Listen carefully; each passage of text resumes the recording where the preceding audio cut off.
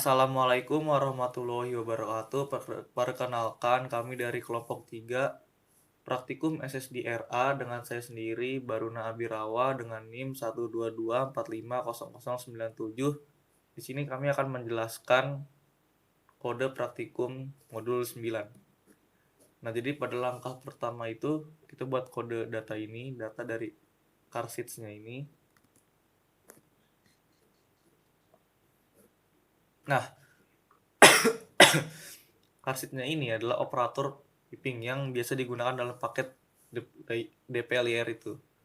Nah, ini tuh mengalirin output dari operasi sebelumnya ke operasi berikutnya. Dalam hal ini tuh car seat ini dialirkan ke dalam fungsi mutet. Nah, selanjutnya yang kode mutet high factor if else itu fungsi mutet yang menambahkan kolom baru bernama high ke data. Kolom ini tuh didefinisikan sebagai faktor yang mengidentifikasi apakah penjualan pada sales itu melebihi nilai 8 atau tidak. Karena kita dibuatnya di sini sales lebih besar daripada 8. Jika penjualan lebih besar dari 8, nilainya itu bakal jadi 1 dan jika tidak itu 0. Seperti itu. Lalu ada kode selanjutnya.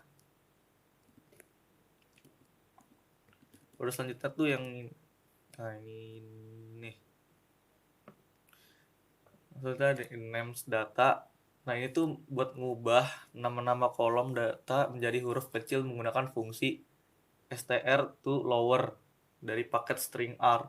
Yaitu buat mastiin bahwa konsistensi dalam penamaan kolom tersebut dengan huruf kecil. Jadi dijadiin huruf kecil semua gitu, nggak ada yang kapital. Nah, lanjut ke kode yang ini, yang tree. Nah, kode itu buat model pohon keputusan menggunakan fungsi tree dari paket tree. Nah, tree hike sales data itu adalah panggilan fungsi untuk membuat model pohon keputusan. Hike salesnya ini formula model yang kita ingin memprediksi variabel hike berdasarkan semua variabel lain kecuali sales. Karena kita telah membuat kolom hike berdasarkan nilai penjualan sebelumnya. Jadi ini adalah model untuk memprediksi apakah produk dianggap tinggi dalam penjualan. Nah, koma datanya itu adalah argumen yang berisi data yang akan digunakan untuk membangun modelnya. Lalu di sini ada summary tree. Nah, summary tree-nya ini itu ya buat ringkasan aja. Ringkasan dari model pohon keputusan yang telah dibuat sebelumnya dengan fungsi tree. Itu memberikan informasi penting tentang struktur dan kinerja dari modelnya. Kayak informasi umum, struktur pohon, ringkasan prediksi, sama kinerja modelnya. Mungkin segitu saja dari saya untuk kode selanjutnya. Oh ya, ini ada outputnya ya. Output dari summary tree-nya tuh jadi kayak gini, klasifikasi tree-nya. Ada satu pop, sell velog, price, income, price, population, advertising, age. Ada 8. Yang tadi apakah 8 tinggi atau enggak? Kalau tinggi 1, kalau tidak ya 0. Mungkin sekian aja dari saya. Untuk kode selanjutnya akan dijelaskan oleh teman saya.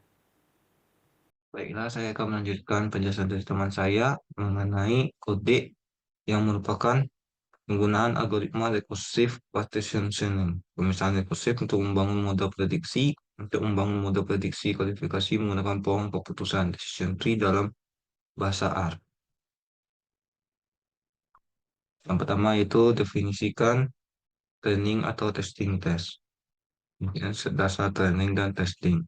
Set 2 ini digunakan untuk menetapkan set benih yang digunakan dalam proses sampling data. Ini memastikan hasil sampling data yang sama jika kode dijalankan ulang dengan set yang sama. Train sample n, data 200. Nah, kode ini data diasumsikan sebagai data frame diambil secara acak sebanyak 200 baris untuk digunakan sebagai data training. Fungsi sample n dari paket deploy digunakan untuk ini. Tes set diff data train, data yang tidak termasuk dalam data training dijadikan data testing dengan menggunakan set diff, yaitu mengambil seluruh baris data yang tidak ada dalam data testing. Selanjutnya menggunakan algoritma recursive partitioning atau pohon keputusan. Tree, tree, high sales data sama dengan train, Fungsi tree dan paket tree digunakan untuk membangun model pohon keputusan variabel target height.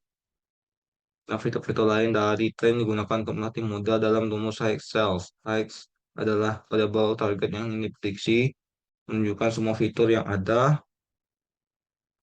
dalam data training kecuali cells. Variabel cells dikecualikan dari fitur-fitur yang digunakan dalam model. Selanjutnya, melakukan prediksi dan menampilkan koefisien matrik. Test prediction, predict the tree test type class. Model pohon keputusan yang telah dilatih, tree digunakan untuk melakukan prediksi pada data testing test parameter type class digunakan menghasilkan fungsi kelas binari dari model. Tabel test prediction test $height. Fungsi tabel digunakan untuk membuat koefisien matrik tabel kontingensi dari hasil prediksi test prediction dengan label sebenarnya dari data testing test $height. Koefisien matrik menunjukkan jumlah prediksi yang benar dan salah untuk masing-masing kelas. Dapat hasilnya untuk benar benar-benar yaitu 50, benar salah yaitu 100, benar salah itu ada 13, salah benar itu ada 33, dan salah-salah ada 104.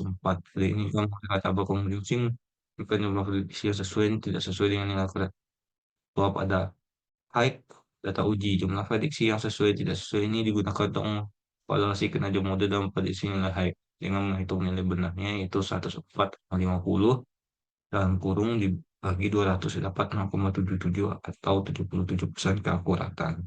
Selanjutnya akan dijelaskan oleh teman saya. Terima kasih. Baik, saya Renta Siahaan dengan NIM 122450070. Di sini saya akan melanjutkan presentasi kami, algoritma planning. Algoritma planning merupakan teknik yang digunakan untuk meningkatkan efisiensi algoritma pencarian. Nah, algoritma planning ini dapat digunakan untuk mempercepat algoritma secara signifikan, terutama dalam kasus pencarian di mana pohon keputusan yang sangat besar, untuk mengurangi simpul yang harus dianalisis. Kita bisa lihat kode atau sintaksnya berikut.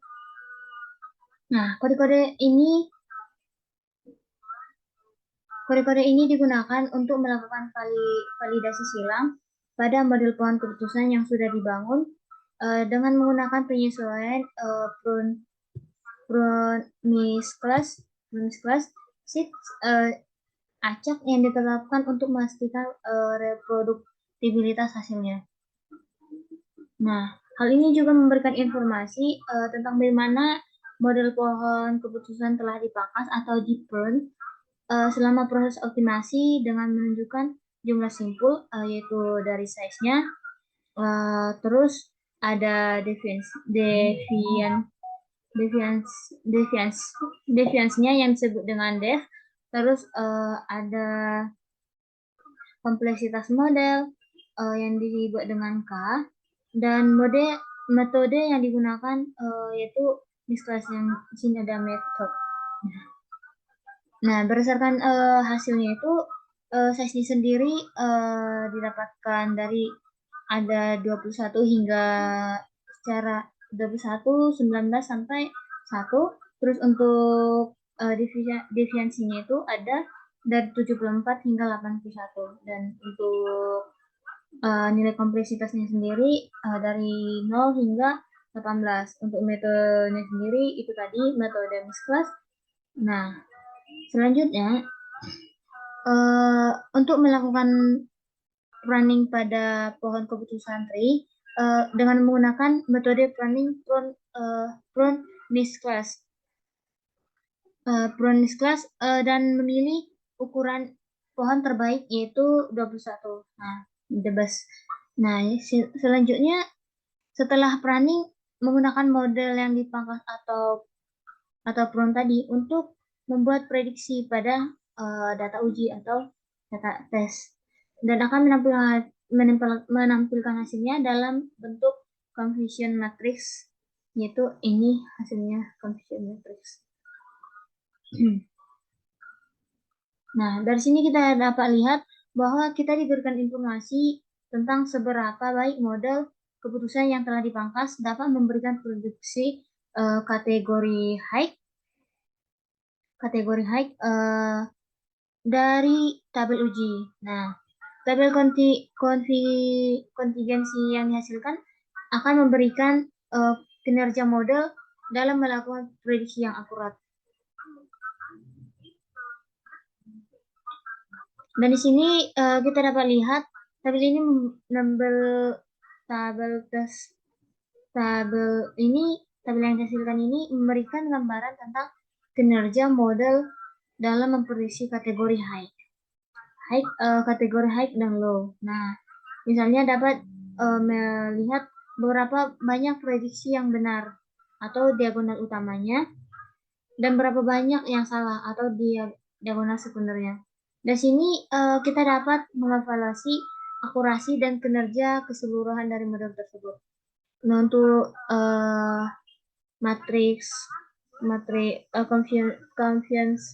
confusion materinya tadi atau untuk tes prediksinya bisa kita lihat ada 01, 079, 9, terus 1, 38, dan 74.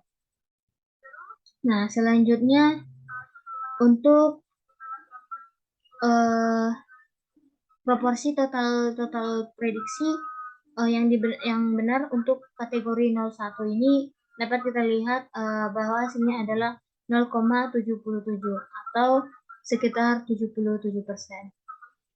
Baik, sekian yang dapat saya sampaikan, akan dilanjutkan oleh teman kami. Terima kasih.